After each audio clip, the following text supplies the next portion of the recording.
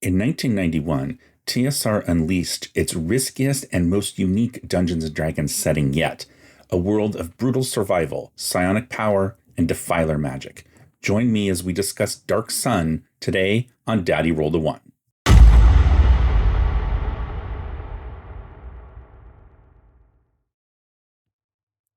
Hello there, and welcome back.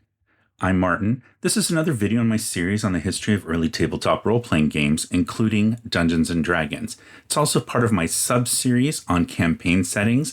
I've covered a few settings over the last couple of years. I'll put a link to my playlist on campaign settings up here so you can see what we've talked about, but I have done some deep dives into Greyhawk, Ravenloft, Mystera, or what I prefer to call the known world, and talked a little bit about like Kara-Tur as an example from the 1985 Oriental Adventures book for Advanced Dungeons & Dragons. Kara-Tur is later going to be incorporated into Forgotten Realms, but originally it was its own setting.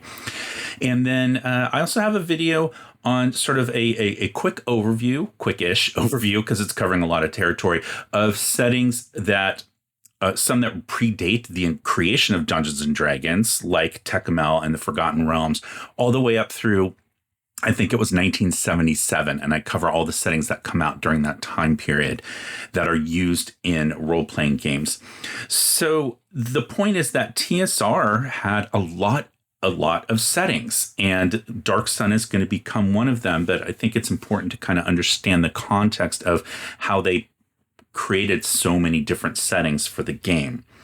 So in this particular video, I'm going to be talking about like sort of an overview or a summary of what the setting is about, what Dark Sun kind of is like, the flavor of it. So that is not going to be a deep dive into the in-game world lore of Dark Sun. You can find that kind of content in other places on the internet, either in blogs or in videos.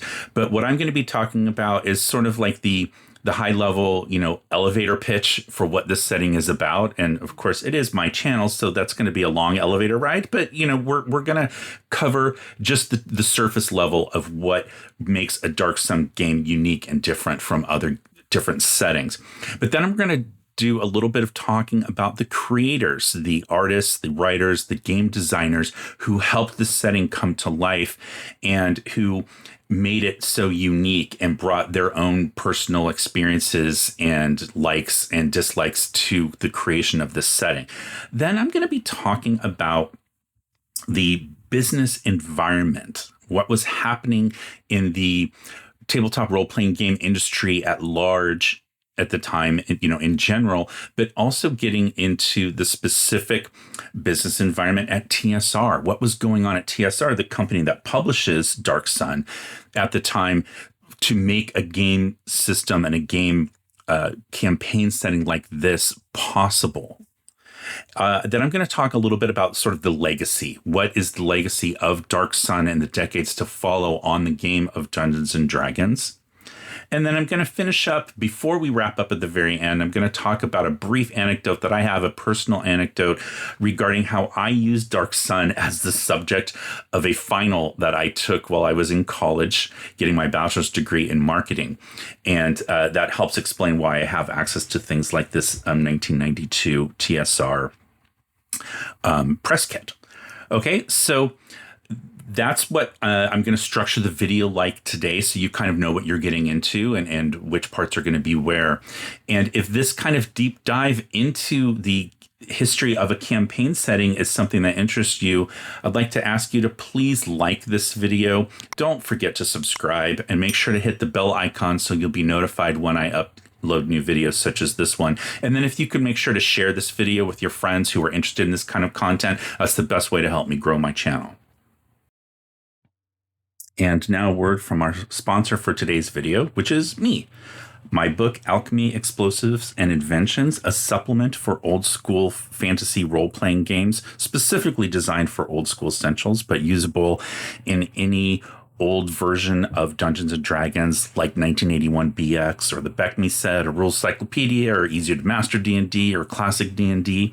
It's also going to work with retro clones like Labyrinth Lord or basic fantasy role-playing or Lamentations of the Flame Princess, and it can even work with things like Ozric and Swords and Wizardry. It's a 44-page book that details expert type characters who are characters that have skills in specialized areas. So instead of just playing a cleric, you can play like a relic hunter, or instead of a fighter, you can play a sapper. There's dwarf miners, there's elven minstrels, there's halfling animal handlers, all kinds of different character types that you can create, each with a different little tweak to them as far as a bonus and a hindrance to make them a specialist in a particular area. It's also got 3 standalone character classes: the alchemist, the demolitionist, and the inventor. All 3 are presented on a single 2-page spread each, so that you don't have to do page flipping in order to play your character. It's a concise description of these, what can be complicated types of characters, to help you get down to playing right away without a lot of unnecessary baggage. I've also got a fully detailed guild hall with 3 different stories, and it's got NPCs and factions and adventure hooks and intrigue all built in. You can use this as a base of operation for your players, or maybe just as a guild hall that they come across in the course of their adventures. I have NPC or DM advice for running expert themed campaigns such as technology or military or siege or low magic or intrigue. And I've got tons of random tables, dozens and dozens of them. So you can come up with ideas for Sapper and Pathfinder missions. You can find out what's in an apothecary's bag and what the apothecary uses those items for. Or you can find the contact information for an arcane investigator. So all of that and more is in this book. It's now available on Drive-Thru RPG in either a parchment style background, or you can also choose plain white if you prefer that. It's in PDF and POD formats, soft cover, and I'll put links down below where you can find out where to purchase it. And thank you so much for your support. All right, so let's do the quick overview of the setting. So Dark Sun, as envisioned by its creators, is a brutal, vicious, harsh world. And really, when you're campaigning in this world, when you're playing this world, it is a game of survivability. So this is not a setting for heroic deeds of daring do, where you are, saving the world from universe ending threats, and you're not a knight in shining armor with your flag waving in the breeze, and you're not accomplishing these great deeds and then being celebrated by the populace. A lot of times you are being celebrated, and your heroic deed is that you survived the day. You survived the environment. And the environment in this game is one of the key elements that makes this setting so different from so many others. So there are a lot of inspirations, or at least to me, things that I think are very similar or create sort of that aesthetic that Dark Sun is known for. Primarily for me, off the top, is Dune. And I meant to show you my novel, and I can't seem to find it. So it's lost in my office here somewhere. But here's the cover of the version that I have of Dune that I got back in high school. And, it makes sense. So the world of Dark Sun is a planet called Athas that has been ravaged by ecological, destruction. And so it is primarily a desert-like planet. So the planet of Arrakis from Dune is an obvious equivalent to this. So I think, just aesthetically, this idea of like a desert planet from Dune definitely has an impact on how I see the world of Dark Sun. You also have something like Mad Max. I've heard a lot of people use Mad Max as examples of an inspiration for Dark Sun. So I don't know how influential it was on the actual creators, but as far as how the setting is viewed, obviously not the technological aspects, but these sort of post-apocalyptic, ecological disaster setting where you have people just scrambling to get by to survive and vying for control over resources like water. That is a huge part of Dark Sun. And again, I think it helps you get the flavor of what the world is like.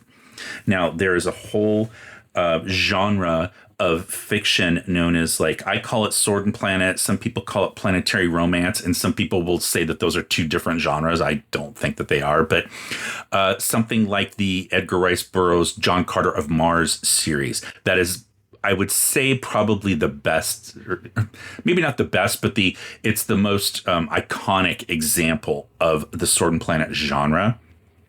And that those stories, and that, again, the aesthetic of how that was written has a huge impact on the creators of Dark Sun. So that was one of the things that they were going for, that kind of the flavor of those stories. So Barsoom, which is Mars in those stories, is a not very hospitable environment. And there are different creatures, and the people there have direct inspirations to some of the things that we're going to find as we get into Dark Sun. So definitely, I think that is a huge inspiration, is those Mars stories by Edgar Rice Burroughs.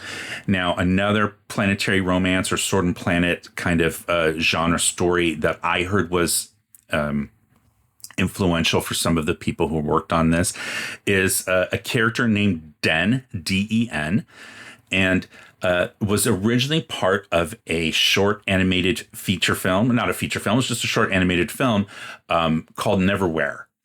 And the story is really inspired very heavily by the John Carter of Mars story. So it is a story of a character, a guy from Earth, kind of a, not super muscular, not super well-known, socially awkward guy, very smart, but he gets transported to another world. And once he's there, he becomes bigger and more muscular, and he's better at fighting and all that kind of stuff. It's that's kind of wish fulfillment type of story. And so very much parallels what happens in the John Carter of Mars stories. So now what's interesting is that later on, those stories are going to be written into comic book form. And a lot of times they're going to be published in compilation, like anthologies. This is a comic one from France called Métal Hurlant. And it is, this is the newer stories, but there were stories from the Den series that were published in here. Now, later on, those stories are going to be published in Heavy Metal magazine. And that is sort of a different version of the character. Den kind of changes over time and is not always, even though the name stays the same, it doesn't always seem like maybe it's the exact same character, even though the setting is very, very similar. But the depiction of Den in the Heavy Metal magazine stories is going to end up being animated and included in the feature film Heavy Metal. So if you remember that movie and the character voiced by the voice of John Candy, that's Den from these stories. So that was indicated to me as another influence for the Dark Sun setting. Okay, then you have another genre of fiction known as kind of like the Dying Earth sort of fiction, which is, of course, epitomized mostly by, I would say, these stories by Jack Vance, Tales of the Dying Earth. So the premise of these stories is that it is Earth in the far, far future where the sun is dying. And as a consequence, then the Earth is on the verge of dying because it can't survive, obviously, without the sun. And the characters live in this setting, and it's very, very bleak, and it's depressing because they're aware that their son is dying and there's really nothing that they can do about it. So in these stories, it's so far in the future that technology has become advanced to the point where it seems like magic. And so there are characters in these stories who have the ability to memorize these formulas and then use them in what seems like a spell kind of thing. And in fact, a lot of the spells that you see, the names of spells in Dungeons and Dragons, the names were inspired by those formulas here from this book. Color spray is a perfect example of that, or prismatic spray, I should say. I think if memory serves, prismatic spray, that spell name comes directly from this book. Now, it had more adjectives involved in it. So it was like so-and-so's, colorful prismatic spray, whatever it was. It's like overly exaggerated, but those are the kind of spell names that come from this book. So the magic system from Dungeons and Dragons comes directly from these Dying Earth stories. The idea that you have to memorize your spell, and then once you cast it, the formula that you memorize is erased from your memory until you memorize it again, right? So that fire and forget system, I have a whole video about that magic system, so you can hear more about that. But in terms of Dark Sun, I think the more influential part of the Dying Earth series is this idea that Again, you're living in this kind of bleak world where there's very little hope, and you don't know if you're going to survive yet another day. And that is kind of like an inspiration into again, the flavor, I would say, of the Dying Earth. So very much more of that style, like those early pulp stories that, again, like the Sword and Planet kind of stuff. I've heard people say Conan, like the savagery of like a sword and sorcery type novel, is much more of an inspiration for this than, say, like Tolkiensian fantasy. Now, up until this point, most of the settings that TSR has published for Dungeons and Dragons have been closer to Tolkiensian, like Forgotten Realms, for example, or Greyhawk. And I would even argue Dragonlance very much have a somewhat similar aesthetic. I'm not saying they're exactly the same. They aren't. And of course, there's huge differences in all three, but they all three kind of adhere to that classic depiction of elves, dwarves, humans, and the relations between them. And this setting throws all that out the window and basically starts from scratch with like no preconceived notions of what those things are. So that is kind of some of the inspirations. Now, the setting takes place, like as I said, on a planet called Athas, Athas, and mostly it focuses, especially here in this first box set, on a region called Tyr, Tyr, and Tyr has a bunch of city-states. And when I hear city-states, the first thing that I think of in my mind are like the Greek ones that I learned about when I was in school, Athens and Sparta, and how they vied for economic and political and military control. And now the city-states in here do that. They are competing with each other for resources, but they are not inspired by those sort of like Western European tropes that we're used to, that I studied when I was in school. These are much more inspired by things like Babylonian city-states or Assyrian. And there's a little bit of influence from, like, say, Central Africa, or even from the subcontinent of India. And so in that setting, they're much more closely aligned with something like this, Empire of the Petal Throne. Now, I have a whole video about this, the World of Tecumseh, which is, this game is a role-playing game, Empire of the Petal Throne. It's also a setting. It's built in for both. Now, the rules in this, the mechanics, are based very heavily on the original Dungeons & Dragons rules from 1974. This game comes out in 1975.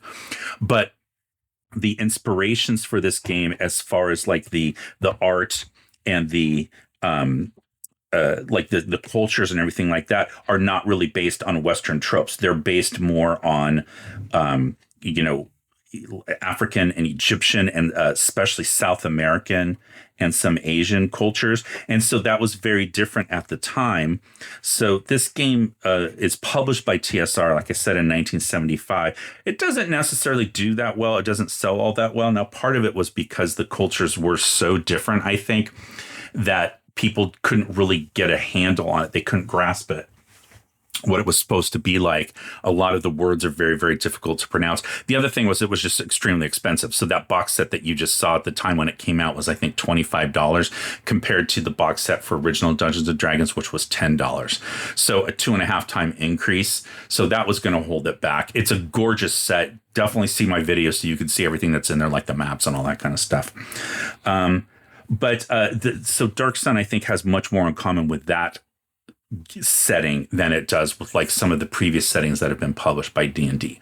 Now, I am going to get into the time period of when this is published in 1991, because by this time TSR is starting to take some risks. Okay, so and we're going to talk about that in the context of when this comes out. All right, so just briefly to kind of like look at this, what I'm going to focus on right now for this part, and this is going to kind of get into, again, the flavor of the setting, is this book. I'm also going to talk about some of the mechanics and how they're different from what was happening at the time. So this is, of course, coming out during the Advanced Dungeons & Dragons 2nd edition era of the game, which goes from 1989 to 1999. Okay, so what are some of the hallmarks of 2nd edition Advanced D&D that might be different from earlier editions of the game? So just a few things, right? But there are no monks, there are no assassins, there are no half-orcs. Bard is a standalone class. It is not the sort of dual or triple class character from the advanced first edition player's handbook, where you started as a fighter, then became a thief, then became a druid. In second edition advanced D&D, you start out as a bard right at first level, which is what people are used to now, but that was a new thing at the time. So I'm just explaining that so that we can see as we go through this how they're going to start to differ from some of those rules. All right, this is a system that has restrictions behind which race can be which class. So dwarves in second edition can only be fighters, clerics, and thieves. And as example, okay, so and every non-human race has restrictions like that. There's certain classes that they can't be. All right, so that's just kind of a quick overview of what was going on in second edition advanced D&D. Okay, so let's talk about, I'm going to talk about the creators later, but really quickly, I just want to get a sense of like what's happening in this game as far as like what makes it different. So one of the things that's going to happen in here is that you're going to roll your ability scores differently. And the default is that you're going to roll 4d4 plus 4 6 times. That means your average score is going to be a 14, and it can be as high as 20 for your ability scores.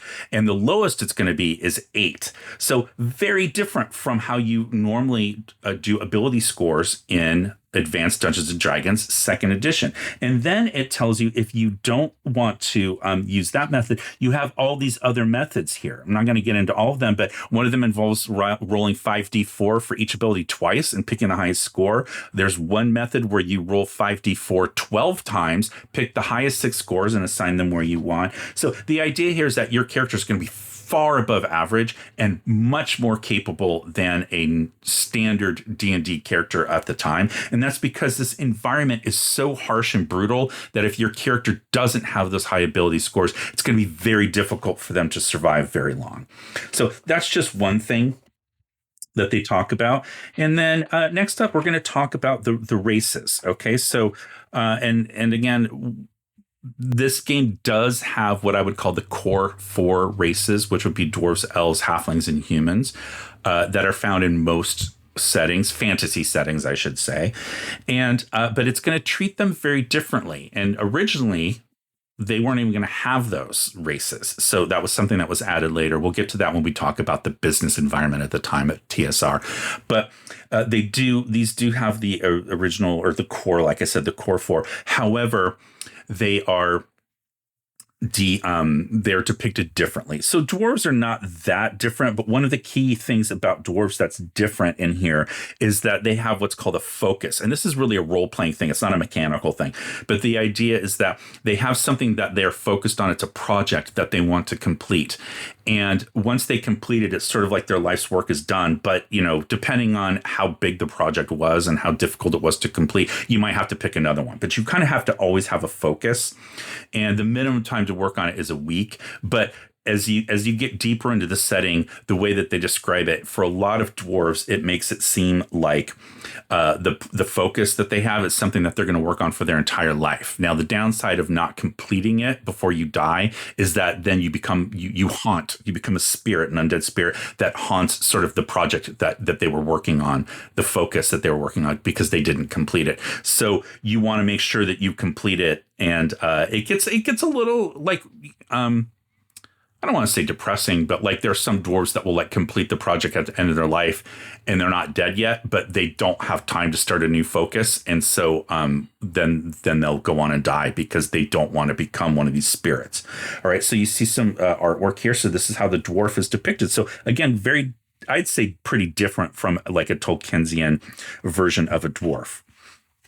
Okay, so then you have elves. And again, right out the gate here, you see this is a very different depiction of an elf than I think we're typically used to. They're much taller. So elves in this world are taller than humans. They're 6.5 to 7.5 feet tall.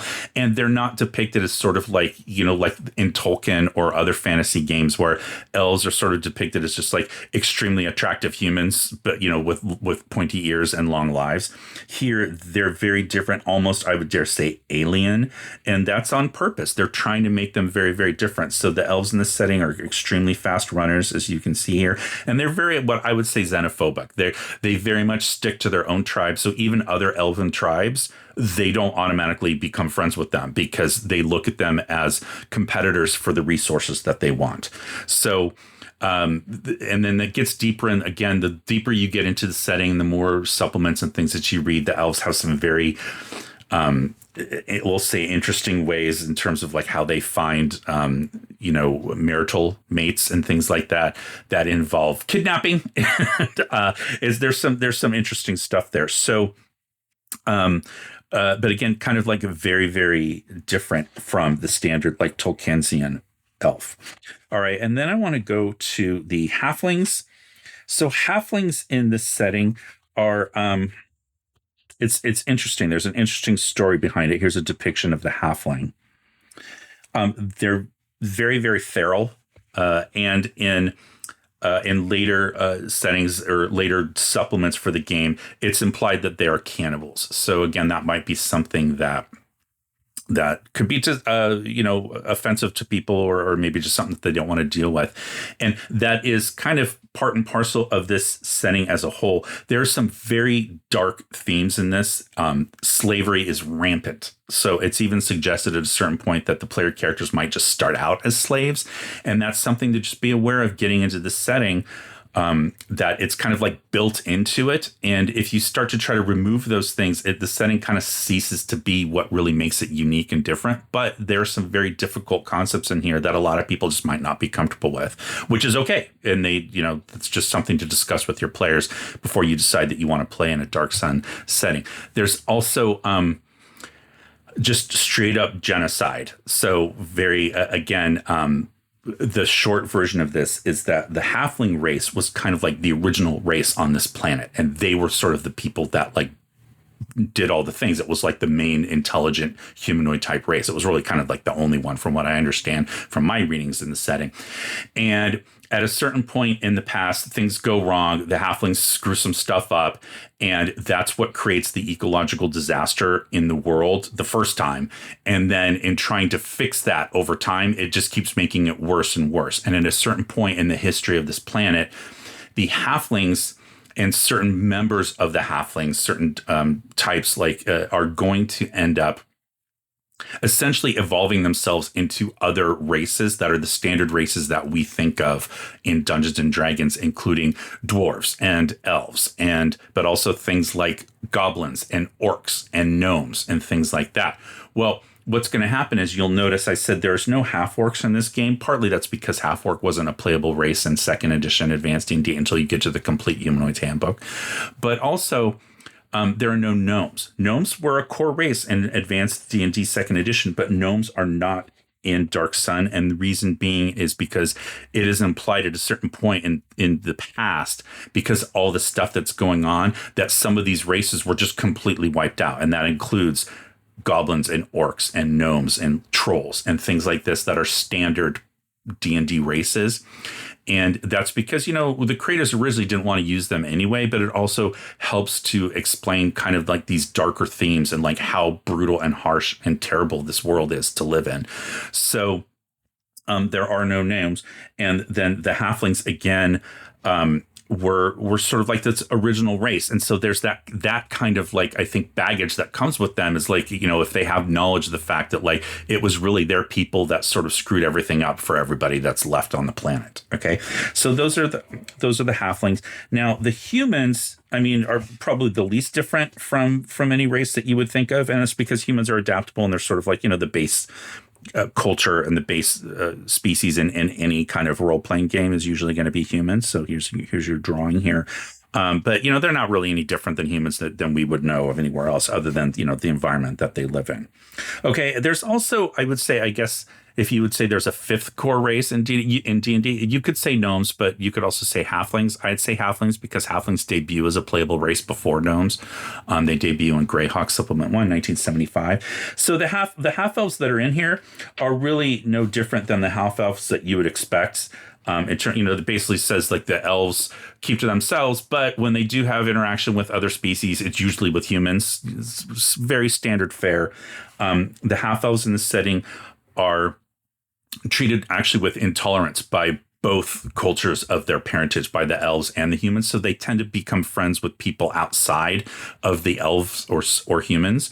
And then one of the things, like the role-playing hook for the half-elves in here, is this thing called self-reliance. And they tell you very specifically to make sure that you're role-playing this. But the idea is that elves want to kind of show everybody else that they have the ability to take care of themselves. So like if you're part of a group and you're camping out in the desert in the middle of the night, and it does get cold in the desert at night, maybe you light a campfire. The half-elf character, as an example, it says like you would build your own fire and sit by yourself rather than sharing the fire with your comrades, because you want to show that you are, again, self-reliant.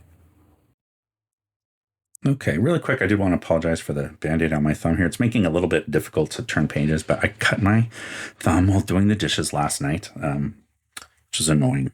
And it doesn't really hurt, but I didn't want to accidentally get any blood on my book here, so I figured I would cover it. Okay, so there's some non-standard races in here as well. So those are the ones that you're going to be used to: dwarves, elves, halflings, half-elves, and humans. They also have half-giants. So, and this is kind of a thing that was added by the creators because they kind of just thought it was cool, you know? So this idea that like you have a half giant, half human, and it talks about how giants, you know, dominate certain parts of the world. So, having a half giant just kind of like makes sense.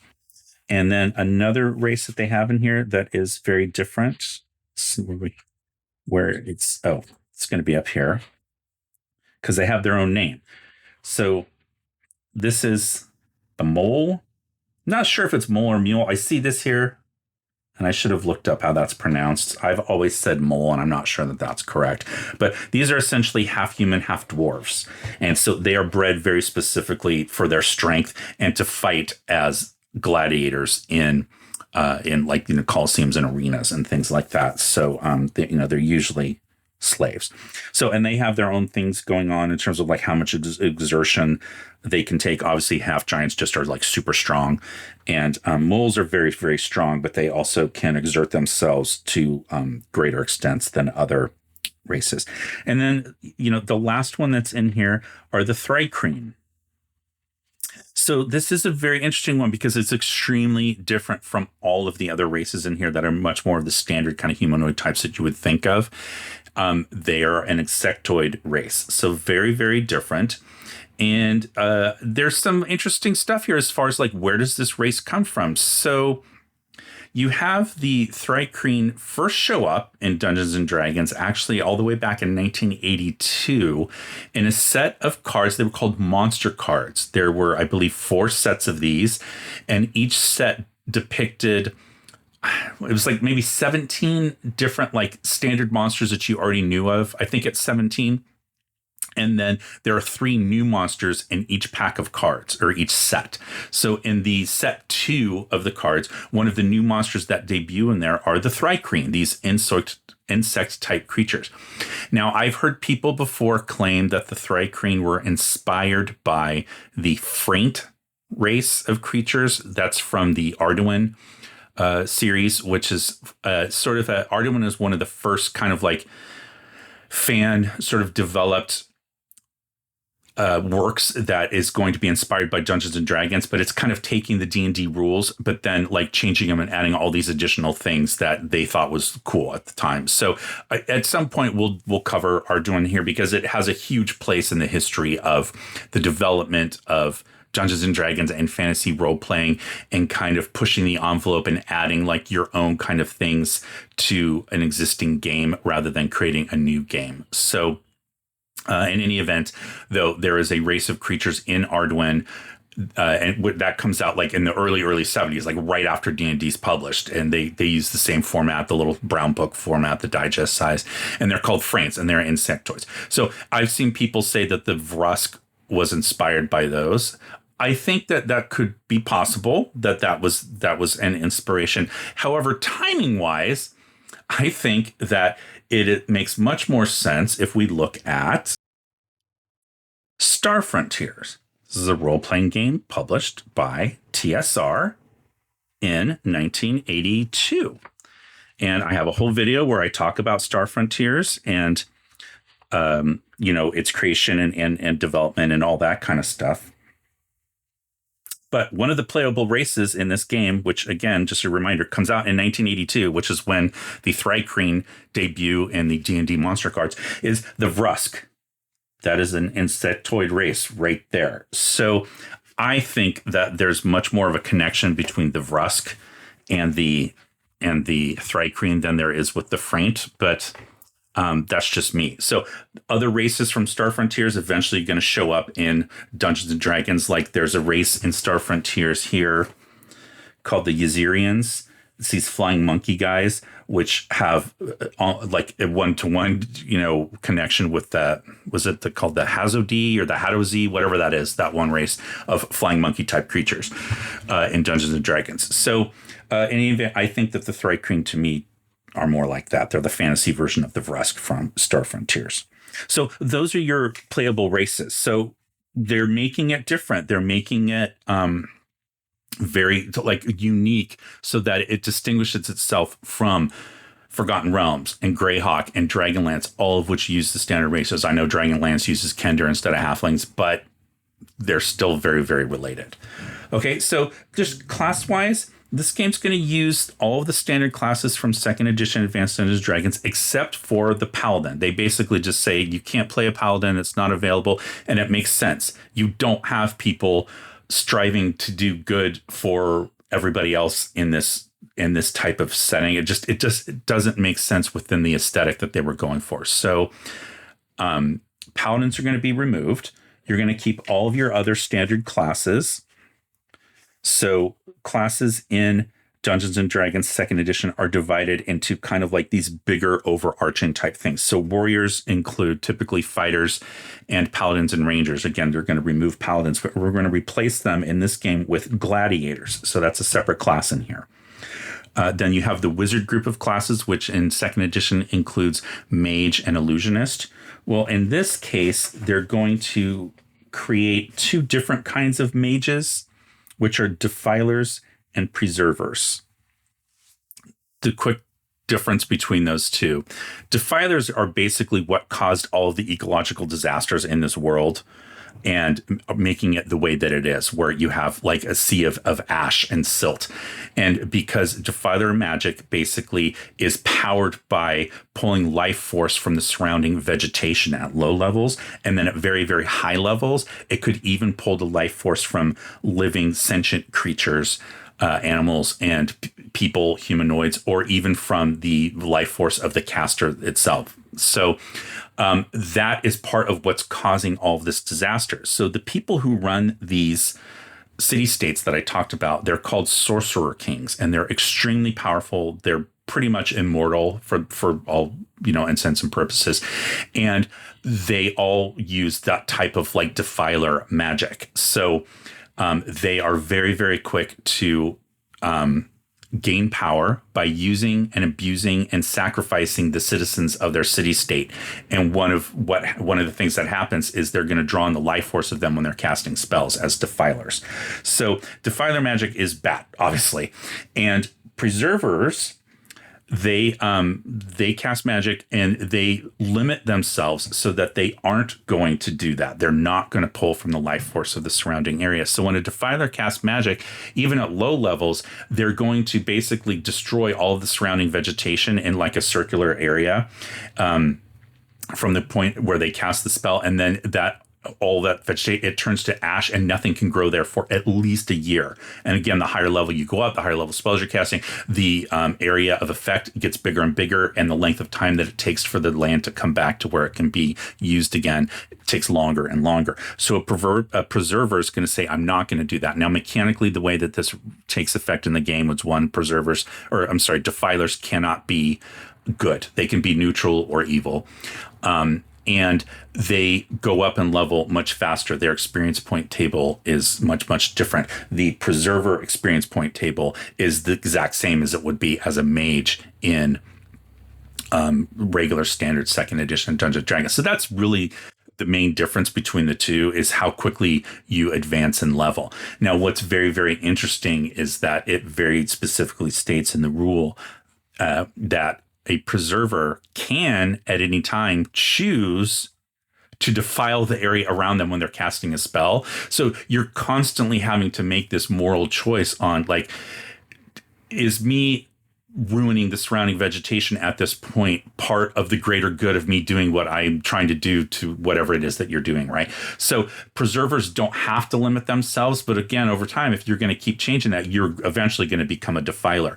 But I thought that was a really interesting quirk in the rules, or you're like, a built-in tension of constantly having to question whether you should, power your spells to advance quicker and have a quicker area of effect, or a quicker effect for these spells, versus holding yourself back just because you don't want to kill things. And it could create a lot of, I think, very interesting in-game dynamics where maybe the other players, the other characters are, wanting you to do that, and you are trying to hold yourself back. So anyway, I thought that's really cool. It's a very different way of handling magic in this system, and I kind of like it. So but those are the things. And then the illusionists in here are a subclass of magic user in advanced D&D, and illusionists can also choose to be either defilers or preservers. And if they're defilers, they use the defiler experience point table, and if they decide to be preservers, then they just use the standard illusionist experience point table from second edition advanced D&D. So I think that's also a very quick and easy way to handle it without adding a lot of unnecessary mechanics on how these two things operate. Okay, and then you have your priest classes. So in standard D&D, the priest class of characters encompasses clerics and druids, and you're still going to have clerics and druids in this one. However, the clerics don't worship gods because there are no gods in this world. As far as we know, from the cosmology and everything from this world, there are no gods. There are no connections to other planes, like outer planes. They have a connection to the astral and ethereal, but they can't get past that to the outer planes. They also have connections to the elemental planes. So cleric powers or cleric spells are powered by the elemental planes, and they have to pick, air, earth, fire, water. Later on, they're also going to add in the, I think, para-elemental planes or quasi-elemental planes, whichever one it is. So there's I think there's silt and magma, maybe, things like that. I forget what the four other ones are. I've talked about that before in my video on the history of alignment and planes in D&D, so you can see that video to get more information on that. But that's where the cleric is going to get their powers. Druids in this one have to dedicate themselves to a specific area and then protect it, and they're very militant about it. So they are the epitome of, like, they're not good, they're not evil, but they are very much about protecting the area that they are guardians of. And so they can be very, very dangerous opponents as NPCs, as an example. And then they're going to add in a third priest type class called the Templar. And the Templars are people who dedicate themselves to the sorcerer king of a particular city state. So very similar, I think, in terms of like, say, the warlock from 5e, where you have a pact with some kind of being that grants you your powers. That's kind of how the Templars sort of appear to me in here. And in fact, later on in later editions of the game, I think in 4th edition Dungeons and Dragons, they do publish a campaign setting for Dark Sun, and the Templars in that are changed, I think, from being a priest type class or divine class to being warlocks, which kind of makes sense. Warlocks didn't exist when 2nd edition Advanced D&D was out, so it made more sense to put them as part of the priest class. But the Templars are also, and because the Sorcerer Kings are evil, the Templars are not good. It sounds like, a Knights Templar, like this is your knight guy that you're looking for. That's not who they are. They're very, very different. So then you have your rogue classes, and that is that encompasses both thieves and bards. So bard is part of the rogue class. And in this case, the bard is not just an entertainer. It says they use songs and tales as tools, and they're a man of wits and comradeship.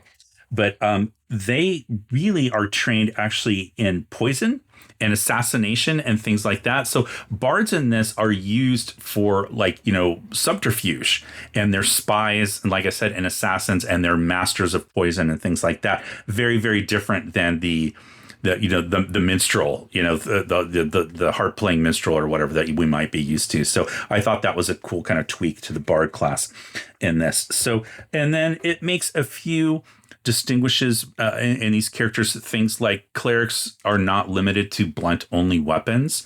They can use edged weapons, and then it gives you the list that they're able to use later on. So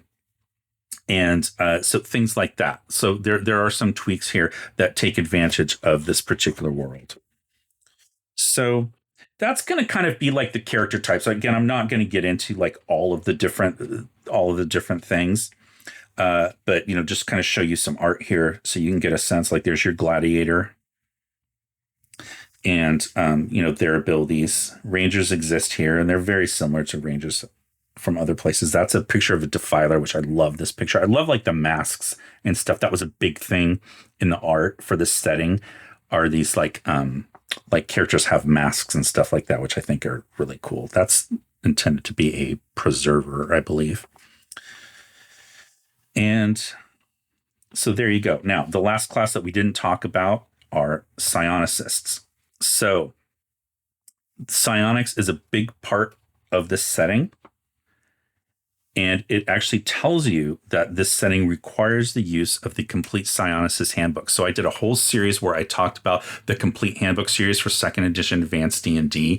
So one of the very few that I don't own actually is the Complete Psionicist Handbook. I didn't get it at the time because I don't really, at the time, didn't want to use psionics in my game. I'll put it that way. And so you might wonder, well, why do I have this box set in this setting if I didn't have the psionics thing? Because psionics is built into this. I'll explain that later. And I'll explain why the psionics book was required in this particular one. But there's a class in there called the psionicist. And also every character in this game has at least some kind of latent psionic ability that they can use, including the creatures that inhabit the world. So those are your character classes. So again, that just sets it out from being very, very different from other systems, other game campaign settings that don't have all these unique characters. They're also going to add another character later on in this. It's not in this box set, which is all I'm going to focus on for this video. But there is a supplement called Dune Trader, and that's going to create like a third rogue class called the Dune Trader. That's like, they're merchants kind of, but they have a lot of rogue abilities and like some other ones as well. So they get into alignment in here. And one of the things that they talk about, and again, this is going to give you a sense of how harsh this world is the alignment in desperate situations. And the example that they give you is that a party of characters that has a potentially deadly shortage of water will have to take several things into consideration. Individually, characters should react based on their alignment. As a group, they will have to examine which of their number are strong and capable and which are weak and in need of assistance. And so then it basically tells you for all the standard 9 alignments how that alignment would approach this idea of like, we're running out of water. And how are we going to distribute it equitably? And like the lawful good person is going to say, like, everyone gets a share, and it doesn't matter if they're hurt or sick or dying and they're not going to make it. They still get an equal share to everybody else. And then everybody else's alignment, on the chaotic to lawful scale and on the good to evil scale has a different viewpoint on that in terms of how equitable the shares should be and at what point you give up on the characters that can't make it and aren't going to survive, and should you just cut them loose and not give them any water. So I thought that was a really interesting example of alignment. I don't like that they're using alignment here as a shorthand for personality. You've heard me talk about this before. I don't like alignment being used that way. That wasn't the original intent. But by this point in the game, that's what it's become. And so at least giving you an example of how you might react, I guess was a good thing to do. But I just like the example in general, just the idea of like, oh, you might run out of water and then you have to figure out how to divide it up. And then it gives you severe desperation, and it says severe desperation sets in when one member of the party dies from dehydration and the situation shows no signs of changing. At such time, the DM should make a wisdom check for each character every day in order to avoid madness. So you can go mad from water deprivation, from starvation. Like, that is how brutal this setting is. They have a whole section of rules here on going insane from not getting water. That is crazy, I think. No pun intended. Crazy. Okay, so then you have your weapon proficiencies, which is a reminder in 2nd edition. That's what we would call skills now, but at the time they were called non-weapon proficiencies and weapon proficiencies. So you had new proficiencies that are in this book. And so they talk all about that. They talk about money. So one of the things in this world is that metal is extremely rare. Metal is very, very rare. Gold is kind of worthless because you can't really make weapons out of it because it's too soft. So weapons are typically made out of bone or stone or obsidian. And if you can find wood, obviously, but because there's not a lot of vegetation, there's not a lot of wood available either. So there is metal, but it's extremely rare and therefore it's extremely expensive. So coins in this world are actually made of ceramic. And they're worth like I think 1/100th of what a typical gold coin would be in a standard setting. So it's really interesting. They have a whole section here on barter and things like that. And then they talk about the weapons. They talk a little bit about magic and how that works. Combat, treasure, the standard stuff that you would expect. There's new spells and things like that, of course. So again, I'm not going to get into all that because that's not the intent. I wanted to more just give you a flavor of what the world was like. Okay, so that is kind of like an overview of the world. I'm going to discuss, I guess we can go into the second book here and talk about, this is sort of the guide. So this gives you like all the different, like, like the lands and the different city states and what they're like, and sort of like the culture and the flavor of the world. So there's no mechanics in here. This is like a world guide for living and campaigning in the world of Athas. And it's cool from the standpoint that like it's very flavorful. And this was very, very typical of D&D settings at the time, is they get like this whole giant book that's nothing but setting information. And either you like that or you don't. Some people might think it's a little too much. It's very dense. It's very text heavy. I mean, there's illustrations in here. You've got, your new monsters that are here at the back. But sometimes it's almost like too much because it's so much to read and try to remember. There's nothing really like, there's no shorthand, there's no cheat sheet, there's no like, comparison chart of like these different city states. Like this is what they're after. These are their goals. This is the culture that it's like. And here's their competitors. Like you have to like kind of read this whole thing to get into that. So I'm going to go through the rest of the things that are included in this box set later when we get into like the business environment. But that is the first part of the video. Now, next up, I'm going to start talking about the creators, the artists, the writers, and the game developers. So let's chat creators. And there are sort of like, I would say 4 primary people who work on this, but we're gonna talk about a few more as well. So you see here it says game design is Troy Denning and Timothy B. Brown. Now, Troy Denning, really, I would say more known as an author than a game designer, but, has done both in his career. So he actually started at TSR all the way back in 1981 as a game designer. And then he worked in the book department at TSR. But then he left with a bunch of other people from TSR. There's whole circumstances surrounding this. There were layoffs involved, and there was some disgruntlement on part of some of the TSR employees. But a group of former TSR employees, including Troy, got together and founded a company called Pace Setter Games. So Pace Setter was known for things like, I think Star Ace was their sort of, science fiction game, but probably most famous for a game called Chill. It was a horror game that came out, and it was one of the first horror games. So I think Call of Cthulhu had been out at that point. He worked there, and then Chill is eventually going to be acquired by a company called Mayfair Games. Now, Mayfair Games had also been around for a while. They were very, very popular with publishing material that was compatible with Dungeons and Dragons, or specifically advanced Dungeons and Dragons. But there were some issues with what they were allowed to say and not say as far as the compatibility. There were some licensing disagreements and things like that. But anyway, Pacesetter acquires Chill, and so Troy Denning goes to go work at Mayfair Games. And then he starts to go back to TSR, and he starts actually by writing novels. So he's writing novels for TSR, and it's, you know, his writing career started when he was a kid. He started just filling notebook after notebook after notebook with all these stories, like completely filling the notebooks, sending them in to get published. And, like most authors, got just tons of rejection letters. But one of the ones that he got, the rejection letter, was actually signed by a very famous science fiction author named Ben Bova, who encouraged Troy to keep writing when he was younger. And that was one of the reasons why he kept at it. So he goes back to TSR in 1989 as a senior designer. And he's going to work on a number of things while he's there. Obviously, he's going to work on the Dark Sun book here with Timothy B. Brown. And one of the things that they're going to work on together, in addition to this, is the 1991 release of the what's known as the easy to master version of basic D&D. So it's the post-Beckme edition. It's the one people call the black box.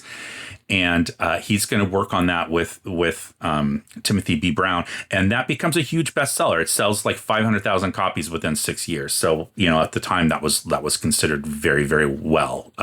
It was doing very, very well. So, and there were some innovations made in that version of the basic set. It's essentially a basic set. That's what it is, an introductory set. But they made some changes in that one, including using some cards and things like that. And we're going to see that kind of also happen here in this box set for Dark Sun. So, then most famously, he goes on to write what's known as the Prism Pentad series of novels for Dark Sun. Now, this was something that was very common at TSR at the time. Started with really Dragonlance, but the idea that you're going to have a setting and you're going to have adventures, but you're also going to have, it's multimedia. You're going to have novels.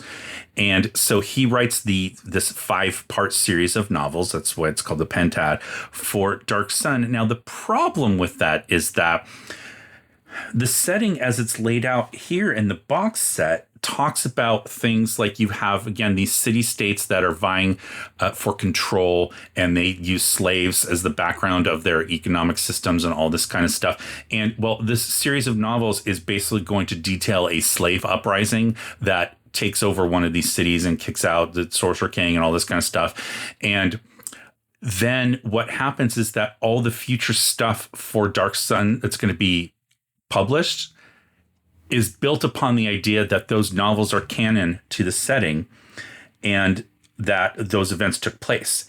And so if you hadn't read the novels, or let's say your players decided to do something different, that then creates this very difficult situation that you have to try to navigate, which is how to integrate the new stuff that's coming out for Dark Sun that you want with the fact that you're ignoring these novels, and the novels are placing very important NPCs in positions of power and doing things that change the things in the world. So there are a lot of people that, like, while Troy is a good author, a lot of people didn't like these books because they didn't like the idea that somebody else was telling them what was happening in the world that they were campaigning in. They didn't want that. And that's really part of the problem of having novels that advance the timeline, which was really big at TSR back in the time. Like, they would then, they would publish a series of novels for Forgotten Realms, let's say, and then they would publish a new version of the campaign setting for the Forgotten Realms where they advance the timeline like by 10 years. And so, like, everything that happened in those novels has happened. Well, if you're playing in that world and those things didn't happen, like, then that supplement and that revised setting is completely useless to you. So in any event, that's Troy. He's also going to become famous for writing, not only does he write Dark Sun novels, he writes Forgotten Realms novels, he writes Planescape novels, and he's also going to be outside of TSR and their campaign settings. He's going to write a lot of Star Wars novels. So that's Troy. Now, the other person listed here is Timothy B. Brown. And so he actually was working at Game Designers Workshop, or GDW, famous for their Traveler game. And Timothy is actually going to work with folks there on Traveler 2300, which comes out in, I believe, 1986. And it was sort of like, a new version of the Traveler game. And they make him the editor of Challenge magazine, which was GDW's version of Dragon. We'll just put it that way. But then he's going to come to TSR in 1989 as a director of game development. And eventually he's going to become the director of product development, which is even bigger. But one of the things that he's going to oversee is director of game development, things like Ravenloft and Planescape, all these different settings that come out. And again, I talked about he worked on the easy to master black box series for Dungeons and Dragons. So it's interesting that the top two developers on this game are people who came to TSR from outside. Now, Troy had, of course, started there back in 81, but he'd left and worked at least two other companies, Pacesetter and Mayfair, before he comes back to TSR on this. So he's bringing a different sensibility with him to TSR. And the same thing with Timothy Brown coming from Game Designers Workshop. They had different challenges at those companies. They're much, much smaller than TSR, but it also meant they could take more risks because they probably didn't have the corporate oversight that TSR had at the time. So it makes sense then when you put into context the fact that they're coming from these other companies. So this wasn't written by established TSR designers. These are people that are relatively new. They've been at the company for a couple of years, and they've been working on this project the whole time that they were there. So that's Troy and Timothy. Now, both of them are still with us, which is great. And that's going to be the case for a lot of these people working on this. All right, now edited by William W. Connors and J. Robert King. Now, William W. Connors, you've heard me talk about before, and he's, I would consider him a friend, although I've never met him in person, but we've corresponded a lot online, originally on Twitter, and now we do it through Blue Sky. And we also email each other back and forth, and he and I are working on a project together. I'll reveal more about that later when it's actually in a state that it can be talked about. But he is a really cool person, a really nice guy, and I enjoy, chatting with him online, and I think he's really cool. So I brought him in as a judge at the one-page dungeon contest last year, and we had a meeting with the judges where we discussed like our picks and which ones we should vote for. And he was cracking everybody up, the other judges, just with his jokes and stuff, and using like different I forget what it's called, but he changed his appearance on the camera and without telling us, he just in the middle of talking, all of a sudden he was a cow, and we were just cracking up at that he did that. So that's William W. Connors. Now, if you want to know more about William W. Connors and his career in game design and at TSR, make sure to watch my video on the history of the Ravenloft setting, because he was the main guy for that setting. Just like Troy and Timothy were sort of the main people for Dark Sun, William W. Connors ends up being the person behind Ravenloft for second edition Advanced Dungeons and Dragons. His name's sort of synonymous with that setting. And so I interviewed him to talk about that setting, and you'll learn more about his career from that video. All right, now we talked about the other editor on this besides William W. Connors is J. Robert King. Now, J. Robert King is another person. He's an author and a game designer. So that's now the third person that we've dealt with here that is a writer as well as doing game design. So his game design credits include things like he worked on the Forgotten Realms Monstrous Compendium 2 for second edition, the Book of Crypts for the Ravenloft line, Tales of the Lance for Dragonlance, and the Aurora's Whole Realms catalog for Forgotten Realms, and a lot more, right? I'm just hitting some big highlights there. All right. And then he also is going to go on to do novels. So he writes some novels for the Magic the Gathering line. But then he writes a series of novels, kind of King Arthur based, starting with, I think, Mad Merlin for Tor books. And then there's other books in that line. And so, again, someone who's known for both writing and editing and game design, so he's got a varied kind of approach to his career, and someone else who is still with us, which is awesome. Okay, so we're not going to go over everybody here, but I do want to talk about the art by Brom and Tim. I'm going to say Baxa. I don't know if it's Baxa or Baxa, so apologies, Tom, if I'm pronouncing your name incorrectly, and I'm sure someone will correct me in the comments. And then Brom. Now, Brom's name is technically Gerald Brom, but I guess he said over time, he's just Brom now. He was raised, his dad was in the military, and so he moved around a lot as a kid, and for whatever reason, just became known as Brom, and that's how he signs his art, and that's how he prefers to be addressed. So this cover art is by him. So what's interesting is that the aesthetics for Dark Sun are really sort of I would say primarily influenced by Brahm, Tom Baxa as well, or Baxa, but to me, it's the Brahm stuff that I have the most memory of, that I recall associating with this. And so, like, this is by Brahm here, this painting, and a lot of these illustrations that you saw here earlier. I didn't go over it at the time because I knew we were going to talk about the art, but that's by Brahm. This elf is by Brahm. And then you see here, like, the half elf is by Brahm. And this half giant. Okay, so definitely gives it a very different kind of aesthetic. That's the halfling, the human. Okay, and then this is Tom Baxa, right? So different. It's just different, right? After having page after page after page of Brahm art that all has a very similar look, I always felt as a kid like the mole or stood out. But that's just me. So now Brahm, interestingly enough, says that he did not take any formal art classes as he was coming up. So and he said he hesitates to say that he was self-taught because he was basically looking at influences of people and not copying their work, but using it as inspiration to create his own style. And what's interesting is that his inspirations are they're varied. So Frank Frazetta, and I think you can see that in his art, was a big influence. But also he says Norman Rockwell, just the way that he does his figures and is able to get his figures to express emotion. So he said, obviously not the setting of the figures, but just sort of like the creation of the figures and the anatomy and all that kind of stuff. And then he also credits N.C. Wyeth, which I really appreciated because I remember doing a report on N.C. Wyeth when I was in high school, so about his art. And so he ends up working on doing art for a lot of different companies through, I guess, his agent or whatever. So Coca-Cola and IBM and CNN and Columbia Pictures and all these different things. And he comes to TSR in 1989. He's only 24 years old, which is just crazy to me, so young. And, just various different projects at TSR. But one of the things that he's going to end up doing is this painting known as Neva, Neeva, which is later going to become, they say, a Tyrian gladiator. So Tyrian meaning from the cities, from the Tyr region, TYR region of Dark Sun. So that painting is done before Dark Sun is in development, or at least, they weren't talking to each other at the time. But what's going to happen is Timothy and Troy and other people involved at TSR are going to see that painting and realize that is a perfect fit for the type of atmosphere that they're trying to evoke through the setting.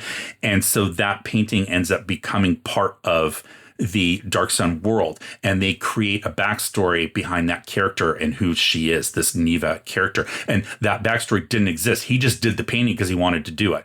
And that's going to happen a lot on this setting, where Brahm actually ends up being one of the creators. He's not just an artist who's painting what he's being told to paint. He is doing paintings that then the two creators the writers, Timothy and Troy, are going to sort of, I want to say retcon, and that sounds negative, but it's not like that. But like they're taking this inspiration from the artwork first, and then they're figuring out how to integrate it into the setting to create, different characters or things like that. So I think that's very fascinating, and it is a very specific point in time in TSR history where you're getting this shift behind.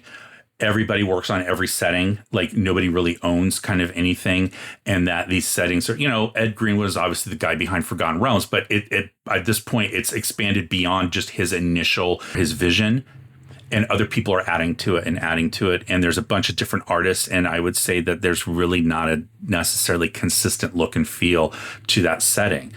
And what's going to happen with Dark Sun is that this integration between the collaboration of artists and writers is going to sort of set the stage for the next few settings that are going to come out.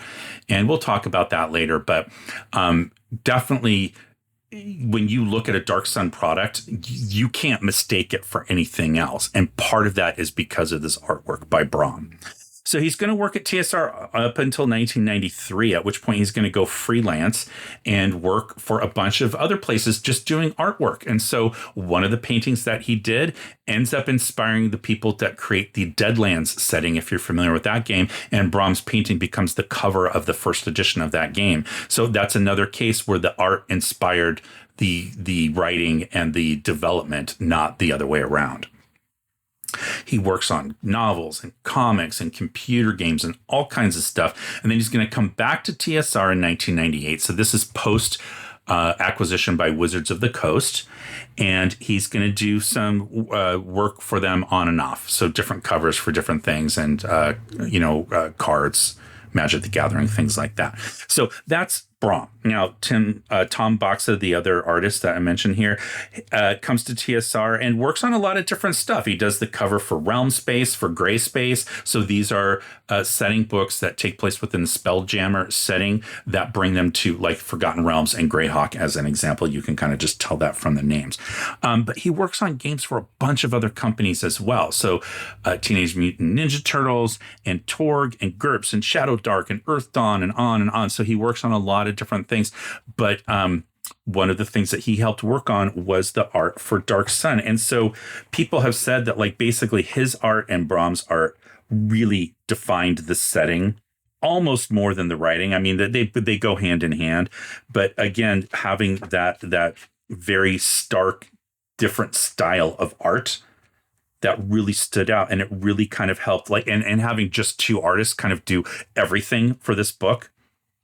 Or for this setting, this box set really kind of helped to create a unified aesthetic and look and feel for this game. Now, the last person that I'm going to talk about here is down here at the special thanks. So we have talked about Tim Ward before, or I'm sorry, James Ward. I don't know why I said Tim.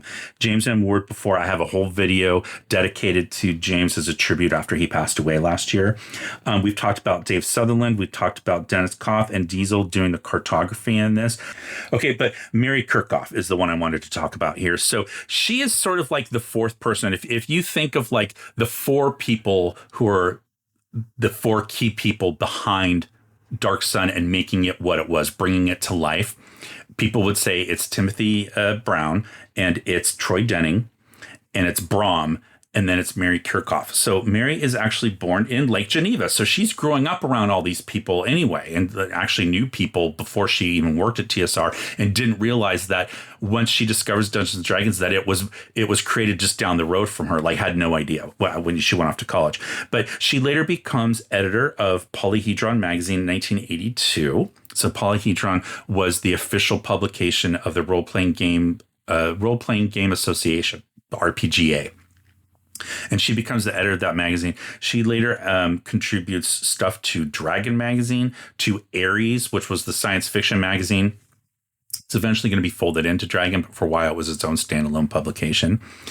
And she writes the Light on Quest Mountain, which is a book in the Endless Quest series of books for TSR. That particular one took place in the Gamma World setting. But Endless Quest was essentially TSR's version of the Choose Your Own Adventure books. So they created those books, and they were very, very popular for a while. And so she writes that book, and she's actually going to end up marrying Steve Winter in 1985. And Steve Winter was a game developer, designer, editor at TSR. So I had the pleasure to, virtually meet Steve years ago. He was a fellow judge one of the years for the one-page dungeon contest, and I interviewed him about why he picked the adventures that he picked for his top adventures that particular year. And he's a very nice guy. Very, he was one of the first people to write back to my response and say that he would be happy to answer my questions and things like that. And that was something I made up, like that. I just thought, it was my first year judging, and I thought it would be fun to hear how other judges picked their picks. So she has a long career at at TSR, and then she's also later she's going to leave and then come back and work for Wizards of the Coast for a while, and doesn't leave there until 2004. So she kind of spans over both companies, and was in charge of like the book division for a while. So that's kind of like her connection to Dark Sun, not just like the special things that she gets here, but overseeing the books that are being written in the Dark Sun world and managing the aspect of that.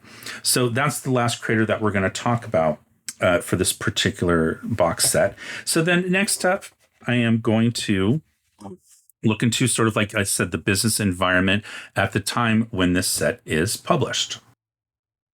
So let's just briefly talk about what was going on in the role-playing game industry at the time, and specifically at TSR. So there's a lot going on. So this is 1991. So at this point, the game has been out, Dungeons and Dragons has been out since 1974, so almost 20 years, 17 at this point. And that was the game that kicked off, created the role-playing game industry as we know it today. So you have dozens by this point, if not hundreds, probably dozens is a better example, of companies that are publishing things. So we talked about Pace Setter Games just a minute ago. We talked about Mayfair Games, but you've got Judges Guild, and you have Chaosium, and just a bunch. You've got Fantasy Games Unlimited, Game Designers Workshop. You have Games Workshop. I mean, just on and on. So you have a lot of games that are being published, and you are starting to see people take chances on things because, originally the first, one of the very first, some people say it's the second role-playing game ever. It just depends on like the timing and how you want to define this. But Tunnels and Trolls is essentially just, I don't want to say just, because that is not do justice to that game. But Tunnels and Trolls is really a cleaned up version of that author and creators and designers' view of what Dungeons and Dragons could be. So I have a whole video about the first games that were published in 1975, the year after D&D debuts, that goes into Tunnels and Trolls. But essentially, that game was created as a response to Dungeons and Dragons to say, well, this game makes no sense. Which, again, we've talked about this. It kind of really didn't, unless you had somebody teach you. So I know that there's exceptions. Some people figured it out, but the vast majority of people that didn't have any background in wargaming or weren't taught by somebody who already knew how to play, trying to learn how to play by reading those original 3 books was very, very difficult. So Tunnels and Trolls was created as a way to counteract that and make it easier. But then you've got RuneQuest, and you've got Middle Earth Role Playing, and you have Rolemaster, and you have all these games that are essentially other versions, Warhammer Fantasy Roleplay even. They are other versions of fantasy role-playing games that have that Western European Tolkiensian fantasy aesthetic to them. And because that was very, very popular. So, but now you're starting to see games coming out that are pushing the envelope to try to do things different. So there'd always been other genres of games. You had Boot Hill, which was one of the first role-playing games to come out after D&D in the Western genre. And you've got spy games, you've got top secret, and you've got science fiction games, and you have post-apocalyptic games. But now people are starting to focus on very specific niches of games. So you have Call of Cthulhu that's come out. That's that cosmic horror kind of thing. Now, it's been out for a while, about like 10 years at this point, but that inspires people to do a lot of other different kinds of things. So you get games like Vampire the Masquerade. So this is the second edition of the game. So this is published in 1992, but as the second edition. So the game has kind of come out at this point, and this is a very specific genre of gaming. It's a different kind of role playing, and it is as much built on, I would say, its imagery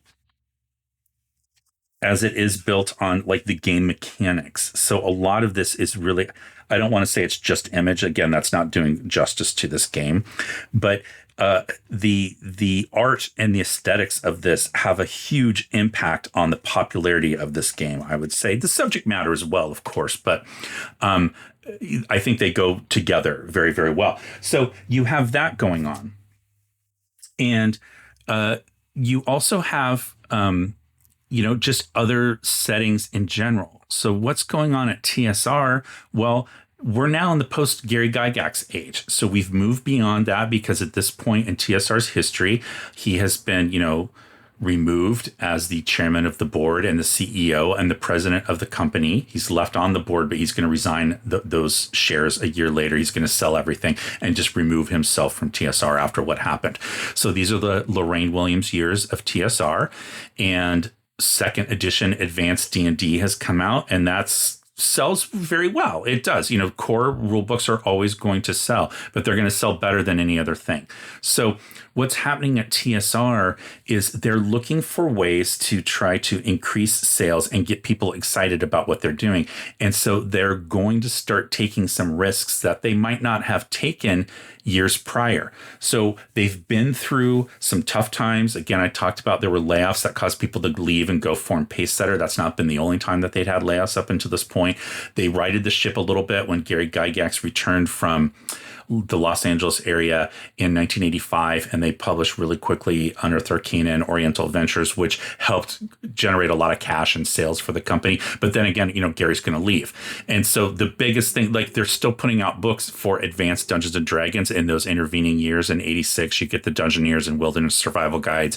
You get in 87, Manual of the Plains and Dragonlance Adventures. And then in 88, you get the last of the advanced D&D books for first edition, which is Greyhawk Adventures. Okay. But then 1989, you have this big boost to the company again by the selling of Advanced Dungeons and Dragons second edition. And so you have the Player's Handbook, you have the Dungeon Master's Guide, and what at the time they called the Monstrous Compendium, which was the three-ring binder of monster books. Okay. But then the other thing that they start doing is thinking, well, we want some settings that we can use with these new rules that we have. So another new thing that came out in 1989 from TSR was the battle system rules. So this is one of many attempts by TSR to try to recapture this mass miniature wargaming field of games that they don't have. So they started with publishing games. They had Cavaliers and Roundheads and all that kind of stuff. But Chainmail was one of their earlier games that was originally published by Guidon, but then they're going to get the license to publish Chainmail, which is a miniatures war game. And but by this point, you have the popularity of Games Workshop and their Warhammer game that has kind of really at this point captured that war game miniatures market, and TSR is looking for a way to get back into that. So they published Battle System in 1989, and then they start publishing these settings. So the first one they're going to do for second edition is going to be Spelljammer in 1989. Okay. And that is a very niche setting that has a very, very specific type of audience who wants that kind of thing, that wants airships and being able to sail between planets and different planes of existence and have the aesthetics of pirates and like that Jules Verne kind of, adventure thing. Very, very far removed from the traditional Tolkiensian fantasy that we found in earlier settings. So that is a big change for TSR settings in 1989. And then in 1990, we're going to get Ravenloft setting. So again, I've talked about that setting before. That was based on the popular module I6 that came out in 1983 by Tracy and Laura Hickman. And but they want part of that horror aesthetic because, that horror setting, that audience, because they've seen that that's kind of been captured at this point by Call of Cthulhu. But again, now you've got Vampire the Masquerade that's coming out in that same time period. And so them putting out Ravenloft is kind of an answer to that. It's saying hey, you can do this with D&D too, right? So 1991, then when Dark Sun comes out, well, this is now going to be the third year in a row where we have a brand new setting. And that is going to impact TSR in the future and eventually lead to its downfall. Not Dark Sun specifically, but this constant churning out of setting after setting after setting. Okay, because what's going to happen is, as an example, if you buy the Spelljammer setting and you buy the Spelljammer Monstrous Compendia and things like that, well, why would you buy Dark Sun for one thing? And here it specifically tells you can't access the world of Athas through the Spelljammer, setting of how you move in between planets and planes. Like, this is cut off from everything else. So there's no connection whatsoever with Spelljammer. That means if you decide to play Dark Sun, all the Spelljammer stuff that's come out is completely useless to you, and you're not going to buy it. You're not going to use it unless you're planning to play more than one campaign. But most people don't at this point in time. People are busy. They've got too much going on. And so unless you're a completist and you're going to buy everything that TSR puts out, you're going to kind of buy the stuff that focuses on the setting that you're playing at the time. And what this does is it ends up creating fans of the settings, not fans of the game. And while that might seem like that doesn't really necessarily make sense because all the settings use the same rules, what it means is if a rule book comes out for a setting that you're not playing, you are much less likely to look at that rule book. So they're cutting off part of their market by having so many different settings being published at the same time. So the adventures that are written for Dark Sun are not applicable if you're playing in the Forgotten Realms or if you're playing in Ravenloft or any of these other settings, right? So all these settings start to kind of shrink the audience in a way, or cannibalize the audience because the products for one setting are not applicable to products for another. Okay, so that's the short version of that. And but at this time period, I think it's still new. They don't see that this is happening yet. So I don't know why they couldn't figure that out, but it doesn't occur to them. What they're seeing is we want to capture part of that market of people who want to play horror games. So we're going to publish Ravenloft. So Dark Sun specifically starts out years earlier after the battle system rules are published in 1989 as a setting that was going to require the use of the battle system rules. They wanted mass miniature warfare combat to be built into the DNA of this setting and make it part of the everyday playing of this campaign, is that you have these mass battles that you're going to be running with the battle system rules. So originally, this setting is actually going to be called Warworld. And of course, I'm a comics fan, so when I hear Warworld, I think of Mongol and DC Comics, but different, right? As far as I know, I haven't seen any depictions of what Warworld was supposed to look like, and maybe that was just like an easy to use name until they had something else. But the idea was this was a world that was constantly at war. Using these battle system rules, you were going to figure out how to determine the outcome of those battles, and you can see that even in the rule books here. So if you look at the character classes, one of the ones that I saw right away is when it's talking about the fighters class. And so it says right here, fighters can operate heavy war machines when they reach 4th level, including bombardment engines like ballista, catapults, and trebuchet, crushing engines, and siege towers. Supervise the construction of defenses, can command large number of troops. And then it says in battle system miniature rules terms, the fighter gains a command diameter or a CD. This value is calculated by adding blah, blah, blah. Okay, so it's written right here in the thing. It's telling you that you're going to be using the battle system rules, and the character classes have abilities at higher levels that involve using those rules to figure out the outcome of these battles that you are supposedly going to be doing. So I thought that was really kind of interesting that this started out as that. Now, that's going to go away very, very quickly. The battle system thing does not stick around for very long. The other thing that was going on, I talked about that complete handbook series that starts coming out, and it comes out pretty much right after the rules for 2nd edition Advanced Dungeons & Dragons are published. So you start out with the Complete Fighter's Handbook and the Complete Thieves Handbook, which makes sense. You also get clerics and wizards. And again, so those are your core 4. But then you're going to get things like the Bard is one of the first ones that comes out after those core 4. In fact, it might have even been the 5th. You're going to get the race ones as well, Complete Dwarves, Complete Elves, etc. But kind of in the middle of that pack, relatively early on still, you're going to get that complete psionics handbook. So the reason that that handbook is published is because psionics were part of Dungeons and Dragons first edition as the appendix in the player's handbook. I just did a whole video on the player's handbook for first edition D&D and how the rules in there differ from original D&D. So you want to see that video, but I do talk about psionics, the psionic rules in that publication, the first edition player's handbook, were inspired by, and in some cases directly lifted from, the psionics rules that were written in Eldritch Wizardry, Supplement 3. I have a whole video on that supplement as well that gets into the history of psionics in Dungeons and Dragons, why they were put in there. If you're not familiar with psionics, it's just mind powers. So, mental powers. And a lot of people don't like them in a setting, a fantasy setting, because they feel it's too science fiction like, and that it doesn't, you don't need that when you've got magic. But Dark Sun is going to say, no, you need these psionics. So the psionic, the complete psionics handbook for second edition was written to add rules for psionics to second edition because they are not in the player's handbook. There were no psionics in second edition until the complete psionics handbook comes out. And it's going to completely change how psionics are handled. It's a completely different system than the one presented in first edition. A lot of people say it's one of the best depictions of psionics in the history of Dungeons and Dragons. Like, for any edition, it's one of the better ones. And, I can't really speak to that because I didn't pick up the complete psionics handbook. So I have it now as a PDF, but, I never really, I tend to look at my books more physically than I look at PDFs. So